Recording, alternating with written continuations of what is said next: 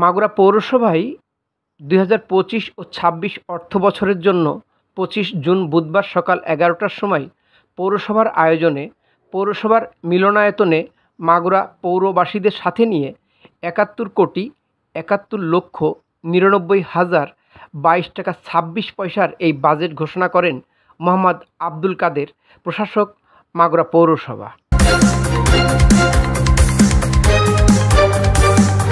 এ সময় মাগুরা পৌরসভার বিভিন্ন ওয়ার্ড থেকে আগত ব্যক্তিদের সাথে মাগুরা পৌরসভার বিষয়ে দিক নির্দেশনামূলক আলোচনা করেন এবং তাদের প্রশ্নের উত্তর দেন মোহাম্মদ আব্দুল কাদের, প্রশাসক, মাগুরা পৌরসভা। তিনি বলেন,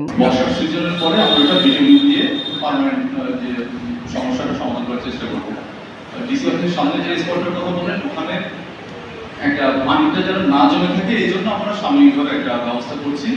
পরবর্তীতে ওখানে যেন স্থায়ী যেটা হবে, যখন এই রাস্তাটা আরো চওড়া হবে সেটা প্রস্তাব দেওয়া হচ্ছে, করলেন হবে আইনার মধ্যে চলুন, তখন একটা স্থায়ী সমাধান হবে। সাময়িকভাবে আমরা কিছু চেষ্টা করছি, কারণ আমি নিজেও করতে বলি, যদি রাস্তায় সমস্যা হয় আমরা সবাই এটা কষ্ট পাচ্ছি।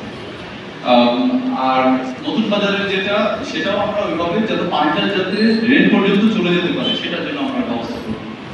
হসপিটালের সামনে জায়গাটা, ওটা রোডস এন্ড হাইওয়ের জায়গা, আমরা তাদের সাথে আলাপ করবো যেন মানুষ উপকৃত হয়। কুতুবউদ্দিন আহমেদ, সদস্য, জেলা বিএনপি মাগুরা।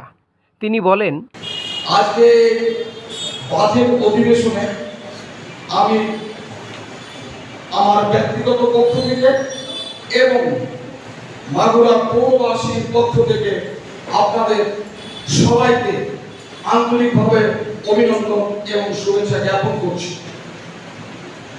আজকের এই বাজেট অধিবেশনে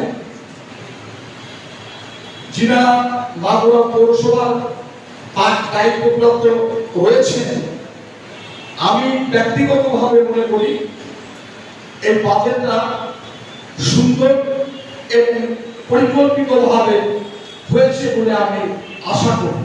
নির্মাণ, এখানে যে রাস্তা, রেল, এখানে একটা জায়গা আমার একটু সন্দেহ হচ্ছে, মানে প্রশ্নের উত্তর দিচ্ছে। রাস্তা মেরামত ও রক্ষণাবেক্ষণ 4,50,00,০০০ টাকা, আর রেল নির্মাণ হচ্ছে 4 কোটি টাকা। মূলত সবচেয়ে বেশি এই রক্ষণাবেক্ষণের উপর নির্ভর হয়। আমি আশা করবো এখানে একটু সংশোধিত করে রেল নির্মাণ, মাগুরা শহরটা এত সুন্দর একটা শহর, পাশে নবগঙ্গা নদী, ওই পাশে হাওড়খালি খাল, যদি পরিকল্পিতভাবে একটা ড্রেনেজ ব্যবস্থা করা হয় তো মাগুরা শহর জলাবদ্ধতা থেকে মুক্তি পাবে। এইটা ছাদের অবস্থা এই কয়েক বছরের ভিতরে ভয়াবহ অবস্থা। কেউ এর উপরে আশপাশ থেকে ইট রাখছে, সুরকি রাখছে, গাছের ডাল কাটে না। তাহলে এই মার্কেট যদি আবার 20 বছর পরে ভাঙতে যায়, তখন তো আবার সেই এই যে কুতুব ভাই বলে গেলে রবিতে কিন্তু কুতুব ভাইও এই জায়গার ব্যবস্থা বানাইছিলেন। তাই একটা বিল্ডিং এর তো মিনিমাম লাইবিলিটি থাকবে। একটা নাম সংশোধন করতে গেলে তার 700 টাকা লাগে, 500 টাকা লাগে, 400 টাকা লাগে। এইখানে আমাদের একটু সরে আসা দরকার, যেহেতু অতটুকু আমার মনে হয় পৌরসভায় সেবা দান করার জন্যই পৌরসভা, এটা পৌরসভার থেকে হলেই সব থেকে ভালো, ওনাদেরকে বাইরে না পাঠানোই উচিত।